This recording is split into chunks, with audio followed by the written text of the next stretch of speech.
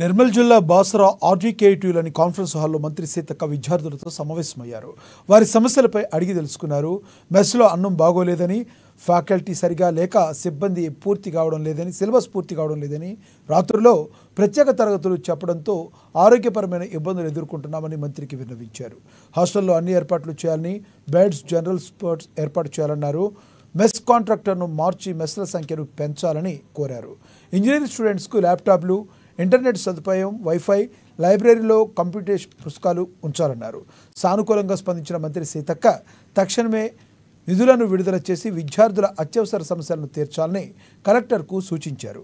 అలాగే విద్యార్థులపై ఉన్న కేసులను సైతం ఎస్పీతో మాట్లాడి విద్యార్థులపై కేసులు తొలగే విధంగా చూస్తామన్నారు.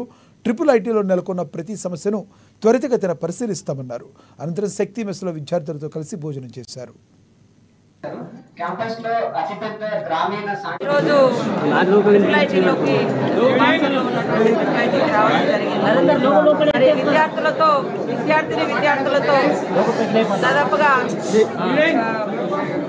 1 అవర్ పైన డిస్కస్ చేయడం జరిగింది. 1.5 అవర్ పైన వారితో కూర్చొని నేను, VC గారు, కలెక్టర్ గారు, SP గారు, స్థానిక మన ఎమ్మెల్యే రామారావు పటేల్ గారు, వెంకట్ గారు, విఠల్ గారు, మేమంతా కూడా వాళ్ళతో చర్చించడం జరిగింది.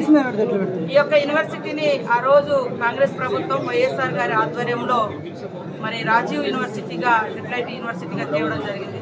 గత 10 సంవత్సరాల కాలంలో యూనివర్సిటీ యొక్క గొప్పతనం చాలా తగ్గించారు. బడ్జెట్ ఇవ్వలేదు, ఇన్ఫ్రాస్ట్రక్చర్ పెంచలేదు. IIITని IIITగా గత ప్రభుత్వం మార్చింది. కానీ ఇప్పుడు మళ్ళా కొత్తగా VC గోవర్ధన్ గారిని వేసి మరి ఇక్కడ ఉన్నటువంటి అధికారులు కూడా, కలెక్టర్ గారు కానీ, SP గారు కానీ, ఇతర స్టాఫ్ అంతా కూడా పిల్లలతో ఒక సమైక్య దృక్పథంతో, సామరస్య దృక్పథంతో ఉంటూ వాళ్ళ సమస్యలన్నీ కూడా VC గారు ఇక్కడే ఉంటూ పిల్లలతో పరిష్కరించే ప్రయత్నం చేస్తూ ఉన్నారు. మా దృష్టికి కూడా చాలా పెండింగ్ సమస్యలు కూడా వచ్చినాయి.